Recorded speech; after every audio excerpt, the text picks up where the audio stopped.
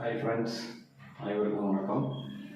இன்றைக்கி நம்ம என்ன பார்க்க போகிறோம் அப்படின்னாக்க பணவியல் கொள்கை. பணவியல் கொள்கை நேற்று வரைக்கும் நம்ம தமிழ்நாடு பட்ஜெட் பற்றி பார்த்தோம். அந்த தமிழ்நாடு பட்ஜெட்டும் ஃபுல் ஃப்ளெஜ்டு அந்த டேட்டாஸ் கொடுக்கல. அதை கொடுத்தா தான் நம்ம ஃபிஸ்கல் டெபிசிட் எவ்வளோ இருக்குது, ஒரு ரூபாயிலேருந்து நம்ம பெறக்கூடிய அந்த ஒரு ரூபாயிலேருந்து ஒரு ரூபாய் அப்படின்னாக்க எதெல்லாம் கான்ஸ்டியூட் பண்ணுது ஒரு ரூபாய் அப்படின்னு சொல்லி பர்சன்டேஜ் பார்க்கலாம். அதெல்லாம் அவங்க கொடுத்த டேட்டாஸ் கொடுத்தா தான் பண்ண முடியும். அதே மாதிரி ஒரு ரூபாயில் நம்ம எப்படிலாம் செலவு பண்ணுறோம், எதுக்கெல்லாம் செலவு பண்ணுறோம், எவ்வளோ பர்சன்டேஜ் அப்படிங்கிறத நம்ம பார்க்கணும் அப்படின்னாக்கா அவங்க டேட்டாஸ் கொடுத்தா தான் பார்க்க முடியும். அது வரைக்கும் நம்ம வெயிட் பண்ணுவோம். இதுக்கு இன்னொரு பேர் மானிட்டரி பாலிசி. மானிட்டரி பாலிசி ஓகேங்களா. இது என்ன அப்படின்னு பார்த்தாக்க, நம்ம ஏற்கனவே ஒரு பணவியல் கொள்கை ஒன்று, நிதியியல் கொள்கை, ஃபிஸ்கல் பாலிசின்னு ஒன்று இருக்குது. ஓகேங்களா. ரெண்டுக்கும் வித்தியாசம் இருக்குது. ஃபஸ்ட்டு பணவியல் கொள்கையை பற்றி நான் சொல்கிறேன். இந்த பணவியல் கொள்கை இதை யார் கையாளுறாங்க அப்படின்னு பார்த்தா RBI, reserve bank of India. இப்போ இன்னொரு விஷயத்தையும் சொல்லிடுறேன். இப்போ நான் உங்களுக்கு நடத்துறது எல்லாமே இது 2 பார்ட் இல்லாட்டி 3 பார்ட்டாக நடக்கும். ஃபஸ்ட்டு புரிஞ்சுக்கணும் அப்படிங்கிறக்காக இது எத்தனை பார்ட் நடத்தினாலும் பரவாயில்ல, இதுக்கான பிடிஎஃப் என்கிட்ட இருக்குது, நான் உங்களுக்கு கொடுக்குறேன். சரியா? அதனால் சொல்கிறத அப்சர்வ் பண்ணிக்கோங்க. பிடிஎஃப் உங்களுக்கு கொடுத்துறேன், ரொம்ப ஈஸியாக புரியும். ஸோ இந்த பணவியல் கொள்கையை யார் ஹேண்டில் பண்ணுறாங்க, இந்த பணவியல் கொள்கையை யார் உருவாக்குறாங்க அப்படின்னு பார்த்தா ஆர்பிஐ. சரி, எதுக்காக பணவியல் கொள்கையை உருவாக்குறாங்க அப்படின்னு பார்த்தா, மார்க்கெட், சந்தை இருக்குல்ல, சந்தையாக இருக்கட்டும், அடுத்தது பீப்புள், மக்கள், இவங்க 2 பேர்த்துக்கிட்டையும் இருக்கக்கூடிய அந்த பணப்புழக்கத்தை கட்டுப்படுத்துறதுக்காக. மோஸ்ட்லி இது யாருக்காக அப்படின்னா, மார்க்கெட்டில் இருக்கக்கூடிய அந்த பணப்புழக்கத்தை கட்டுப்படுத்துறதுக்காக தான் ஆர்பிஐ பணவியல் கொள்கையை யூஸ் பண்ணுறாங்க. ஃபார் எக்ஸாம்பிள் இப்போ நான் உங்கள்கிட்ட ஒன்று சொல்கிறேன். இப்போ இந்த வருஷம் சூப்பர் எல்னினோ அப்படின்னு சொல்கிறாங்க இல்லையா, அதனால இந்தியாவில் ஏகப்பட்ட வறட்சி. இந்தியா மட்டும் இல்லாமல் உலகம் பூராவுமே எல்லா நாட்டிலையுமே வறட்சி. எங்கெங்கெல்லாம் இந்த டயத்தில் மழை பெய்யுமோ அங்கெல்லாம் வறட்சி. ஸோ அதனால் பார்த்தீங்க அப்படின்னாக்க இந்தியாவிலேயும் வறட்சி எதிர்பார்த்து காத்துட்டு இருக்கோம் இல்லையா. ஸோ இந்த டயத்தில் நமக்கு என்ன கிடைக்காது அப்படின்னா, உணவு தானியங்களோட உற்பத்தி அதிகமாக இருக்காது. ஓகேவா. அப்போ உணவு தானியத்தோட உற்பத்தி அதிகமாக இல்லை அப்படிங்கிறப்போ மார்க்கெட்டில் பணப்புழக்கத்தை அதில் வித்தியாசம் ஏற்படும். இவ்வளோ நாள் இருந்ததுக்கும் இனிமேல் வரப்போகிறதுக்கும் பணப்புழக்கத்தில் வித்தியாசம் அதிகரிக்கலாம், குறையலாம், இப்படி ஒன்று. ஸோ அதிகரித்தாலும் சரி குறைஞ்சாலும் சரி அதை கட்டுப்படுத்துறது யாருன்னா ஆர்பிஐ தான் கட்டுப்படுத்துவாங்க மார்க்கெட்டில். ஸோ அந்த பணப்புழக்கத்தை கட்டுப்படுத்துறதுக்கு அவங்க எதை யூஸ் பண்ணுவாங்கன்னு பார்த்தீங்கன்னாக்கா பணவியல் கொள்கை. அவங்க யூஸ் பண்ண அந்த பாலிசிக்கு பேர் தான் பணவியல் கொள்கை. ஓகேவா. நிறையா பாலிசிஸ், நிறையா கருவிகள் இருக்குது. பேங்க் ரேட் அப்படிம்பாங்க, ரெப்போ ரேட்டும்பாங்க, ரிவர்ஸ் ரெப்போ ரேட்டும்பாங்க, ஓப்பன் மார்க்கெட் ஆப்ரேஷன் சொல்லுவாங்க. ஓகேவா. மார்க்கெட் ஸ்டெபிலைசேஷன் ஸ்கீம்னு சொல்லுவாங்க, மார்ஜினல் ஸ்கீம்னு சொல்லுவாங்க. ஸோ இப்படிலாம் நிறைய எம்எஸ்எஸ் அப்படின்லாம் நிறைய இருக்குது. இத்தனை கருவிகளை யூஸ் பண்ணி அவங்க மார்க்கெட்டில் இருக்கக்கூடிய அந்த சந்தையில் இருக்கக்கூடிய அந்த பணப்புழக்கத்தை கட்டுப்படுத்துறதுக்கு பேர் தான் பணவியல் கொள்கை. இதே நிதியியல் கொள்கைன்னு ஒன்று இருக்குது. அந்த நிதியியல் கொள்கையை யார் உருவாக்குனா இந்தியாவோட நிதி அமைச்சகம் அவங்க உருவாக்குவாங்க. ஸோ அது செப்பரேட் டாபிக், அதை அடுத்து வரப்போ பார்க்கலாம். பணவியல் கொள்கை இது பியூர்லி இதை யார் உருவாக்குறாங்கன்னு பார்த்தீங்கன்னா ஆர்பிஐ. சரியா. ஸோ பணவியல் கொள்கைன்னா பேரியல் பொருளாதாரம், macro economic policy, macro economic tool. இவங்க எதுக்காங்கன்னா மணி சப்ளை, இந்திய பொருளாதாரத்தில் இருக்கக்கூடிய அந்த பண சப்ளை இருக்குது பார்த்தீங்களா, அதை கட்டுப்படுத்துறதுக்காக உருவாக்கப்பட்ட பாலிசி தான் இந்த மானிட்டரி பாலிசி, அதாவது பணவியல் கொள்கை. இதுக்கு பிடிஎஃப் இருக்குது, நீங்கள் ரொம்ப போட்டு அதுக்கே தேவையே கிடையாது. ஓகேவா. மார்க்கெட்டில் இருக்க பணப்புழக்கத்தை கட்டுப்படுத்துது ஆர்பிஐ. சரியா. சரி, ரைட்டு. இதுக்காக அவங்க என்ன பண்ணுறாங்க அப்படின்னாக்க பல டூல்ஸ், பல கருவிகளை யூஸ் பண்ணுறாங்க. நான் ஏற்கனவே சொன்னேன், பேங்க் ரேட் அப்படின்னு ஒன்று இருக்குது, அடுத்தது ரெப்போ ரேட்னு ஒன்று இருக்குது, ரெவர்ஸ் ரெப்போ ரேட் அப்படின்னு சொல்லி ஒன்று இருக்குது, ஓப்பன் மார்க்கெட் ஆப்ரேஷன் அப்படின்னு ஒன்று இருக்குது. அதெல்லாம் நம்ம வரிசையாக பார்க்க போகிறோம். சரிங்களா. ஸோ அதெல்லாம் கருவிகள், அதெல்லாம் யூஸ் பண்ணுறது தான் அதெல்லாம் இந்த பணவியல் கொள்கைக்கு கீழே வருது, ஆர்பிஐ யூஸ் பண்ணுறாங்க. ஸோ இது எதுக்காக அப்படின்னாக்க கடன் அவைலபிளாக இருக்கணும். எங்கள் மார்க்கெட்டில் கடன் அவைலபிளாக இருந்தால் தான் மக்களுக்கு அதுக்கான பலன்கள் போய் சேரும். மக்கள் மார்க்கெட் எதுக்காக இருக்குது, மக்களுக்கு சேவை செய்யதாக இருக்குது. கடன் தேவைங்கிறப்ப கொடுக்குறது, அதுக்கு வசூல் பண்ணுறது, அந்த பணம் ரொட்டேட் ஆகிக்கிட்டே இருக்கணும், சுற்றிக்கிட்டே இருக்கணும். சந்தை, மக்கள், இவங்க 2 பேர்கிட்டையும் உங்களுக்கு பணத்தை கொடுக்கணும். அதுக்கப்புறம் இது மார்க்கெட்னு வச்சுக்கோங்க, இது பீப்புள், மக்கள்னு வச்சுக்கோங்க. மார்க்கெட் ஃபஸ்ட்டு பணத்தை மக்களுக்கு கொடுக்கணும், அதுக்கப்புறம் அவங்கள்ட்ட வசூலிக்கணும், வட்டி போட்டு வசூலிப்பாங்க. ஸோ இந்த பணங்கிறது சுற்றிக்கிட்டே இருக்கணும். ஓகேவா? இப்போ அதுக்கு பேர் தான் பணப்புழக்கம் அப்படின்னு சொல்லி பேர். இந்த பணப்புழக்கத்தை கட்டுப்படுத்துறதா யார்? ஆர்பிஐ. இதுக்காக அவங்க யூஸ் பண்ணுறது தான் பணவியல் கொள்கை. சிம்பிளான விஷயம். சரியா? ஸோ இப்போ என்ன பண்ணாங்கன்னா, உங்களுக்கு பணம் வந்து அவைலபிளாக இருக்குது. எதுக்குன்னா மக்களுக்கு கொடுக்குறதுக்காக, கடனாக கொடுக்குறதுக்காக. அதுக்கு அதில் ஏதாச்சும் ஒரு தொய்வு ஏற்படுது, பணம் கொடுக்குற தொய்வு ஏற்படுதுன்னா அப்போ ஆர்பிஐ என்ன பண்ணுவாங்க, இந்த கொள்கையை யூஸ் பண்ணி அதை கட்டுப்படுத்துவாங்க. சரியா? ஸோ இதுதான் ஒரு சிம்பிளான விஷயம். ஓகேவா? சரி, ரைட். இப்போ இந்த பணவியல் கொள்கையை எப்படி ஆர்பிஐ பண்ணணும் அப்படிங்கிறத யார் கட்டாயமாக்குறாங்கன்னு பார்த்தீங்கன்னா, ஆர்பிஐ சட்டம் 1934. நமக்கு நல்லா தெரியும், 1934 ஆர்பிஐ சட்டம் கொண்டு வந்து 1935 இயங்க ஆரம்பிச்சது அப்படின்னு சொல்லிட்டு. ஸோ இந்த பணவியல் கொள்கையை கட்டாயமாக யார் உருவாக்கணும் அப்படின்னாக்கா ஆர்பிஐ தான் உருவாக்கணும் அப்படின்னு சொல்லி இந்த ஆர்பிஐ சட்டம் 1934 சொல்லுது. சரிங்களா? சரி, ரைட்டு. இதுக்கு அடுத்தது ஒரு பாயிண்ட் பார்க்கலாம். சிம்பிளாகவே தான் எல்லாமே, ரொம்ப போட்டு அழுட்டிக்க தேவையில்லை. அப்படியே லைன் பை லைன் அப்படி பார்த்துட்டே வருவோம். சரியா? சரி, ரைட்டு. அடுத்தது மானிட்டரி பாலிசி. அடுத்தது 2016 ஒரு பெஞ்ச் மார்க்காக எடுத்துக்கோங்க. 2016 முன்னாடி வரைக்கும் இந்த மானிட்டரி பாலிசி, அதாவது பணவியல் கொள்கையை யார் உருவாக்குனாங்க அப்படின்னா, ஆர்பிஐக்கு ஒரு கவர்னர் இருக்கல்ல, கவர்னர்.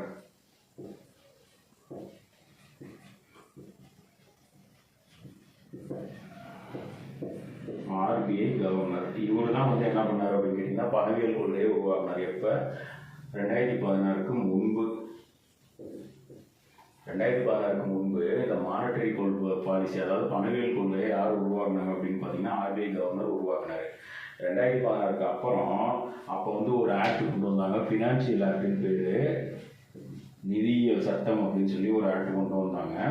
2016 கொண்டு வந்தாங்க, பின்புன்னு வச்சுக்கோங்க, கொண்டு வந்தாங்க. இவங்க என்ன பண்ணாங்க அப்படின்னாக்க, மானிட்டரி பாலிசியை ஃப்ரேம் பண்ணுறதுக்கு ஒரு மானிட்டரி பாலிசி கமிட்டின்னு ஒரு கொண்டு வந்தாங்க. நல்லா பணவியல் கொள்கை குழு. இந்த ஃபினான்ஷியல் ஆக்ட் வந்து என்ன பண்ணுச்சு, நிதியியல் சட்டம்னு ஒரு நிதியியல் சட்டம்னு வச்சுக்கோங்க, நிதியியல் சட்டம் 2016. இது என்ன பண்ணுச்சு அப்படின்னா, பணவியல் கொள்கை சட்டம், சரி, குழு அப்படின்னு ஒரு குழுவை இது உருவாக்குச்சு.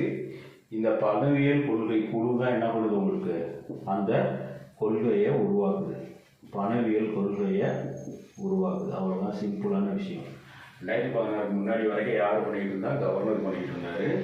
2016 அப்புறம் என்ன பண்ணுச்சுனாக்க, ஃபினான்ஷியல் ஆக்ட், நிதியியல் சட்டம் 2016 ஒரு சட்டம் கொண்டு வந்தாங்க. அந்த சட்டத்தின் அடிப்படையில் உங்களுக்கு என்ன உருவாக்குனாங்க, பணவியல் கொள்கை குழு, அதாவது மானிட்டரி பாலிசி கமிட்டி அப்படின்னு ஒரு கமிட்டியை உருவாக்கி, அந்த கமிட்டி தான் என்ன பண்ணுறாங்க, இப்போ உங்களுக்கு மானிட்டரி பாலிசி, அதாவது பணவியல் கொள்கைகளை உருவாக்கிட்டு இருக்காங்க. சரிங்களா? சரி, ரைட், ஓகே. இப்போ இந்த மானிட்டரி பாலிசி இருக்குது பார்த்தீங்களா, பணவியல் கொள்கையோட நோக்கங்கள் என்னங்கிறத பார்க்கலாம். பணவியல் கொள்கையோட நோக்கங்கள் என்ன அப்படிங்கிறத பார்க்கலாம்.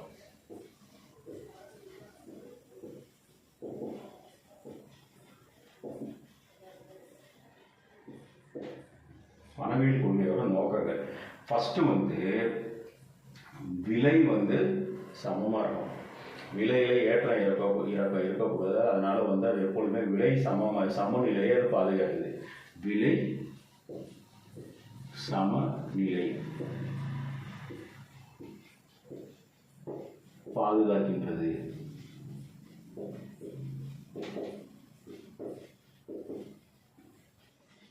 ஃபர்ஸ்ட் விலை சமநிலையை பாதுகாக்கின்றது.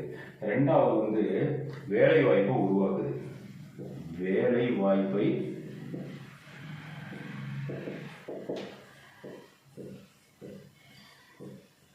உருவாக்குதல். 3 எக்ஸ்சேஞ்ச் ரேட் இருக்குல்ல, ஃபாரின் எக்ஸ்சேஞ்ச் ரேட் இருக்குல்ல, ஓகேவா, பரிமாற்ற அந்த விகிதம் இருக்குது பார்த்தீங்களா, எக்ஸ்சேஞ்ச் ரேட்டு, இதை வந்து அது மேலாண்மை பண்ணுது. எக்ஸ்சேஞ்ச் ரேட்டை அதாவது அந்நிய செலாவணி இருக்குது பார்த்தீங்களா, அந்த பண பரிமாற்றம் இருக்குல்ல, எக்ஸ்சேஞ்சு, அந்த பண பரிமாற்றத்தை மேலாண்மை செய்கிறது.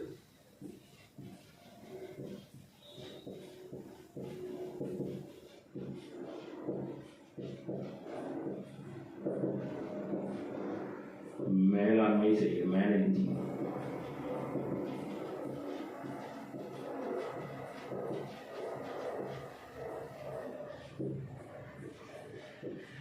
நாலு. அடுத்தது பொருளாதார வளர்ச்சியை இது பண்ணி என்ன பண்ணுது, முடுக்கி விடுது, ஆசலரேட் பண்ணி விடுது. ஓகேவா, பொருளாதார வளர்ச்சியை முடுக்கி விடுகிறது. முடுக்கி விடுறது ஆசலரேட் பண்ணி விடுது.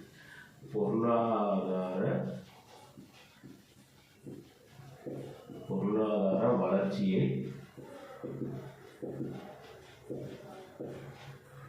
முடுக்கி விடுது.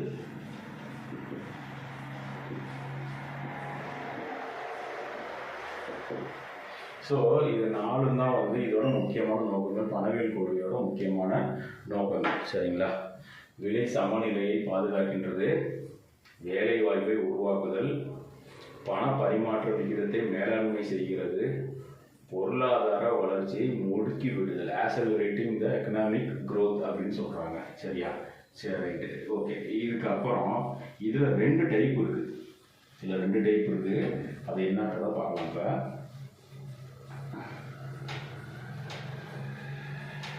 2 டைப் இருக்குது, என்னன்றதை பார்க்கலாம். ஃபஸ்ட்டு வகை.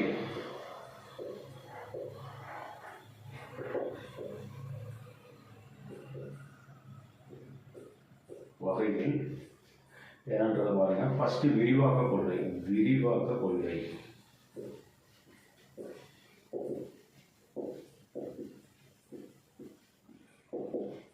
அதாவது வந்து எக்ஸ்பான்ஷனிஸ்ட் பாலிசின்னு சொல்லுவாங்க. Expansionist policy. இதுக்கு இன்னொரு பேர் இணக்கமான பணவியல் கொள்கை. இதுக்கு இன்னொரு பேர் இணக்கமான பணவியல் கொள்கை.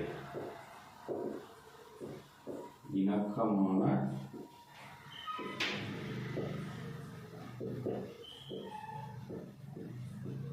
பணவியல் கொள்கை.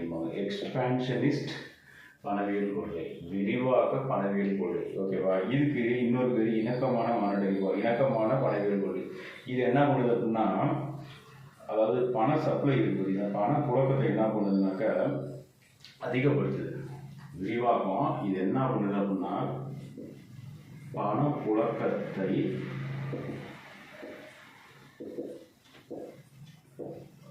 அதிகரித்தல். எதுக்காக அப்படின்னா, இது மூலமா என்ன நடக்குது, உங்களுக்கு பொருளாதார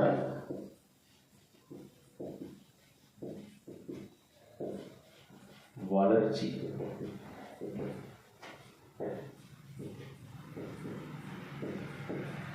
அடையும் பொருட்கள்.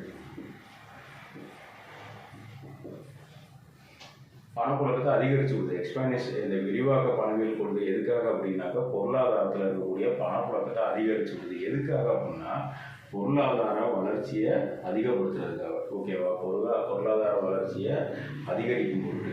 அடுத்தது இதுக்காக அது என்னென்ன பண்ணுது அப்படின்னா, இதான் ஒரு நோக்கம். இது வந்து இதுக்காக அது என்னென்ன பண்ணுது அப்படின்னு பாருங்க.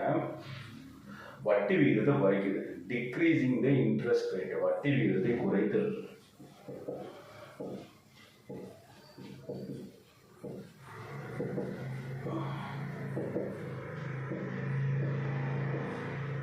யோசிச்சு பாருங்களேன், ஒரு இடத்துல பணத்தை நம்ம எப்போ வாங்குவோம், வட்டி கம்மியாக இருக்குது அப்படின்னா நம்ம நேரடியாகவே பணம் வாங்குவோம். இது நார்மலாக நடக்கக்கூடிய ஒரு விஷயம். அப்போ இந்த விரிவாக்க பணவியல் கொள்கையில் என்ன நடக்குதுன்னா, இப்போ பேங்க்கில் வந்து வட்டி விகிதத்தை குறைச்சி விட்ருவாங்க. அப்படி குறைச்சி விட்றப்ப அடுத்தது மார்க்கெட்லேயும் வட்டி விகிதம் குறையும். மார்க்கெட்டில் வட்டி விகிதம் குறையிறப்ப மக்கள் என்ன பண்ணுவாங்க, ஆட்டோமேட்டிக்காக போய் கடன் வாங்க ஆரம்பிச்சிருவாங்க. அப்படி கடன் வாங்க ஆரம்பிக்கிறப்ப என்ன ஆகுதுன்னா, பணப்புழக்கம் அதிகரிக்குது. பணப்புழக்கம் அதிகரிக்கிறது மூலமாக நமக்கு என்ன நடக்குது அப்படின்னு கேட்டிங்கன்னாக்கா, பொருளாதாரம் வளர்ச்சி அடையுது. ஓகேவா, அடுத்தது லோவரிங் ரிசர்வ் ரெக்குவயர்மெண்ட். அதாவது பேங்க்கில் ஒவ்வொரு பேங்க்கும் சிஆர்ஆர்னு சொல்லி இப்போ நம்ம பார்க்க போகிறோம். ஓகேவா, ஒவ்வொரு பேங்க்கும் இவ்வளோ பணம் வச்சுருக்கணும், மேண்டேட்டரியாக வச்சுருக்கணும், கட்டாயம் வச்சுருக்கணும். அவங்களோட வச்சுருக்கோம். 40% வரைக்கும் இந்தியாவில் வச்சுக்கலாம். ஸோ அந்த பணம் வந்து இவ்வளோ வச்சுருக்கணும்னு ஒவ்வொரு பேங்க்கும் ஒரு கணக்கு இருக்குது, ஒரு ரேஷியோ விகிதம் இருக்குது. ஸோ அதையும் குறைச்சிரும். 40 ரூபா ஒரு பேங்க் 100 ரூபாயை 40 ரூபா வச்சுருக்குது, அப்போ மீதி 60 ரூபா தான் பணம் கொடுக்க முடியும் பேங்க்கால். அதை குறைக்கணும்னு வச்சுக்கோங்களேன், 20 ரூபா வச்சுக்கலாம் அப்படின்னு வந்து இப்போ குறைச்சி விடுறாங்க, அந்த விகிதத்தை குறைக்கிறாங்க. ஓகேவா? வங்கிகளின் வங்கி இருப்பு விகிதம் குறைதல், சிஆர்ஆர் குறைதல். அப்படின்னா என்ன அர்த்தம்? ஒரு வங்கி 40 ரூபா வச்சுக்கணும்னு இருக்கு, 40 ரூபா வரைக்கும் வச்சுக்கலாம். அப்போ 40 ரூபாயை வச்சுக்கிட்டு மீதி 60 ரூபா தான் கடன் கொடுக்க முடியும் மக்களுக்கு. ஓகே, அப்போ அந்த 60 ரூபாக்குள்ள தான் கொடுக்க முடியும், அந்த 60 ரூபாய் லிமிட்டை தாண்டியே கொடுக்க முடியாது. இப்போ பேங்க் அந்த இருப்பு எடுத்து குறைக்கிறாங்கன்னா 20 ரூபா வச்சுக்க, மீதி 80 ரூபா நீங்கள் மக்களுக்கு கொடுக்கலாம் அப்படின்னு சொல்லிடுறாங்க அந்த கொள்கைக்கு அடிப்படையில். அப்படின்னா என்ன ஆகும்? இன்னும் எக்ஸ்ட்ரா பணம் கொடுக்கலாம். 60 ரூபா கொடுத்துட்டு இருந்தவங்க இப்போ எவ்வளோ கொடுக்கலாம்? 80 ரூபா வரைக்கும் மக்களுக்கு கொடுக்கலாம். அப்போ மக்கள் வந்து அதிகமாக வாங்க ஆரம்பிச்சு பொருளாதாரத்தில் அந்த பொருளாதாரம் வளர்ச்சியை நோக்கி பயணிக்க ஆரம்பிக்குது. ஓகேவா? அடுத்தது 3வது, ஸோ அதான் வந்து சிஆர்ஆர், அது வங்கி இருப்பு விகிதத்தை குறைக்கிறது. ஓகேவா? 3வது என்ன பண்ணாங்கன்னா, கவர்மெண்ட் செக்யூரிட்டிஸ் இருக்குல்ல, அதாவது கவர்மெண்டோட பாண்டெல்லாம் இருக்குது பார்த்தீங்களா, பத்திரம், கவர்மெண்ட் பத்திரம்னு சொல்கிறாங்க. அந்த அரசு பத்திரங்களை வாங்குறாங்க. யார் வாங்குறாங்க அப்படின்னாக்கா மார்க்கெட் வாங்குது. கவர்மெண்ட் பத்திரத்தை வாங்குறப்ப பணத்தை வெளியே அனுப்புது. எப்படி வாங்குவோம்? நம்ம பணம் கொடுத்து தானே வாங்குவோம். அப்போ கவர்மெண்ட்டோட செக்யூரிட்டிஸ் நம்ம வாங்குறப்ப நம்ம என்ன பண்ணுறோம்? பணத்தை வெளியில் பொருளாதாரத்துக்குள்ளார நம்ம தள்ளுறோம். அரசு பத்திரங்களை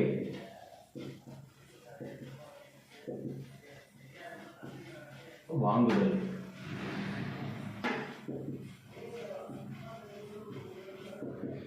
என்ன நம்ம வாங்குறப்ப என்ன பண்ணுவோம்? பணத்தை நம்ம வாங்கிட்டு தான், சரி பணத்தை கொடுத்துட்டு தான் நம்ம வாங்குவோம். அப்படி நம்ம வாங்குறப்ப என்ன ஆகுது அப்படின்னு கேட்டிங்கனாக்க, பணம் வெளியே போகுது, பொருளாதாரத்தில் பணப்புழக்கம் அதிகமாகுது, சர்க்குலேட் ஆகிக்கிட்டே இருக்குது. ஓகேவா? ஸோ இதில் வந்து என்ன ஆகுது அப்படின்னாக்க, இது மூலயமா என்ன நடக்குது அப்படின்னு பாருங்க. இது வரைக்கும் நான் எழுதி போட்டேன், இப்போ நான் அழிச்சிட்றேன்.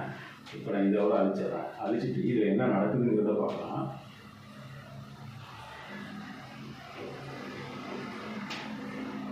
நுகர்வோரோட அந்த ஸ்பெண்டிங், செலவழிக்கிற திறன் அதிகரிக்குது. நுகர்வோரோட ஸ்பெண்டிங், நுகர்வோர், கன்சியூமர்,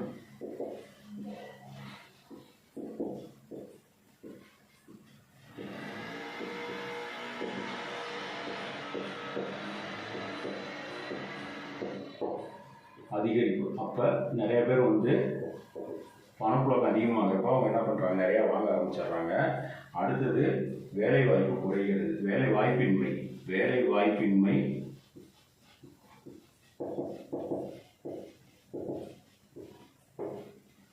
குறைதல்.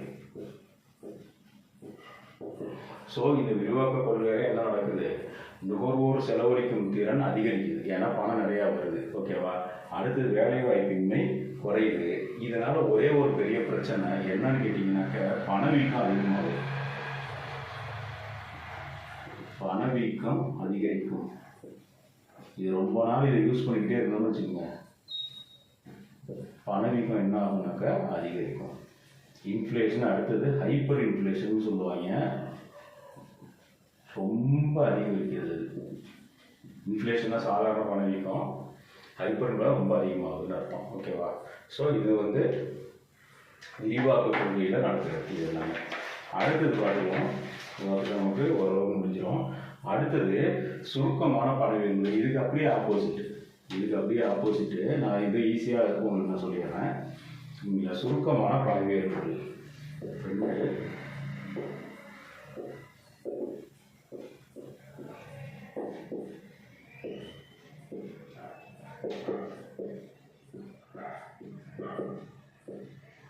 சுருக்கமான பணவீக்கம். இதில் என்ன அப்படின்னாக்கா, பணப்புழக்கத்தை குறைக்கிறது தான் அவங்களோட நோக்கம்னா பணப்புழக்கத்தை குறைத்தல்.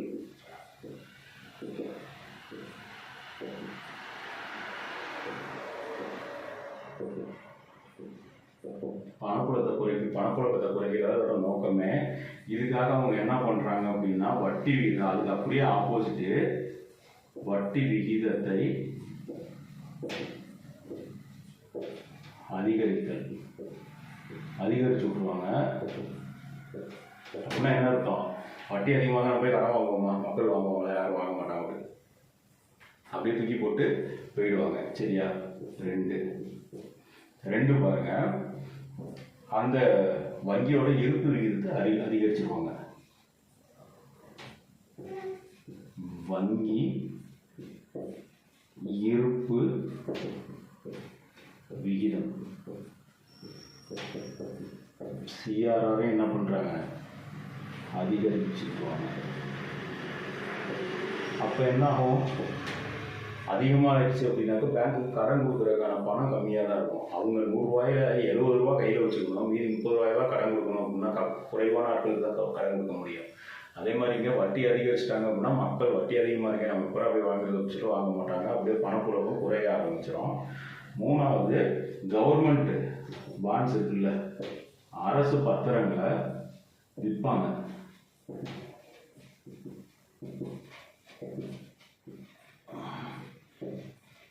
விற்பனை செய்யுது.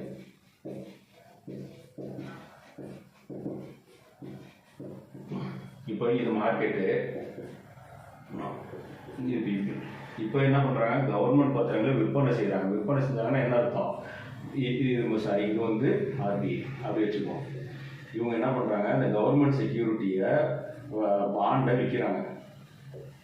பாண்டை இங்கே விற்கிறப்ப இங்கேருந்து என்ன ஆகுது? உங்களுக்கு பணம் இங்கே போயிடுது, மார்க்கெட்டில் இருக்கக்கூடிய பணம் இங்கே போயிடுது. ஏன்னா பணத்தை வாங்கிக்கிட்டு தான் இவங்க விற்கிறாங்க. சரியா?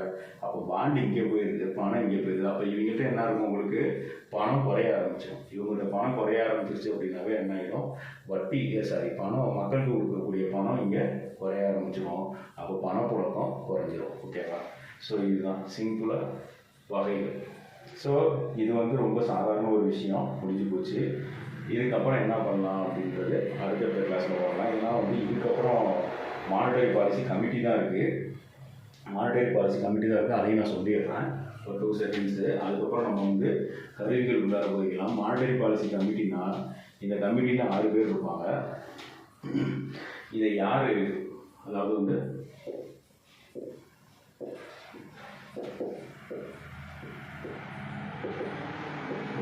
குழு, மானிட்டரி பாலிசி கமிட்டின்னு சொல்லுவாங்க. ஓகே, இந்த மானிட்டரி பாலிசி கமிட்டின்னு ஒரு கமிட்டி உருவாக்கணும்னு சொன்னது யார் தெரியுமா? ஊர்ஜித் பட்டேல் கமிட்டி. ஊர்ஜித் பட்டேல் குழு அப்படின்னு சொல்லி ஒரு குழு ஒன்று இருக்கு. ஊர்ஜித் பட்டேல் இந்த குழு தான் என்ன பண்ணுச்சு அப்படின்னா, இப்படி ஒரு குழுவை உருவாக்குங்க, பணவியல் கொள்கை குழுன்னு ஒரு குழுவை உருவாக்கணும்னு சொன்னது யாரு? ஊர்ஜித் பட்டேல் குழு தான் சொல்லிச்சு.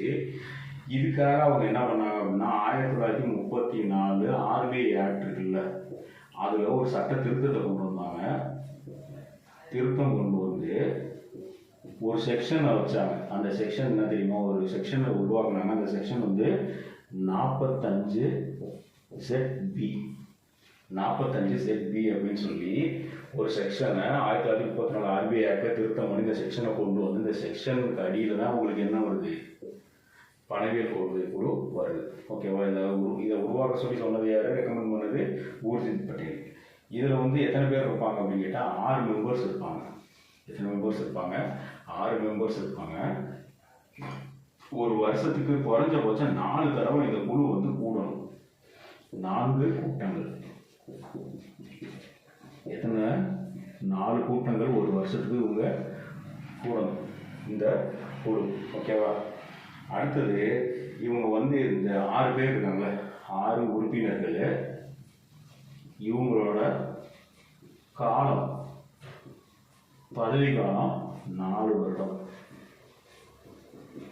4 வருடங்கள் தான் இவங்க பதவியில் இருக்க முடியும். பணவியல் கொள்கை குழுவில் இருக்கக்கூடிய இந்த 6 உறுப்பினர்கள் 4 வருஷம் தான் பதவியில் இருக்க முடியும். அதுக்கப்புறம் ரீஅப்பாயின்மெண்ட்டுக்கு அவங்களுக்கு தகுதி கிடையாது, ஒரு தடவை மட்டும்தான்.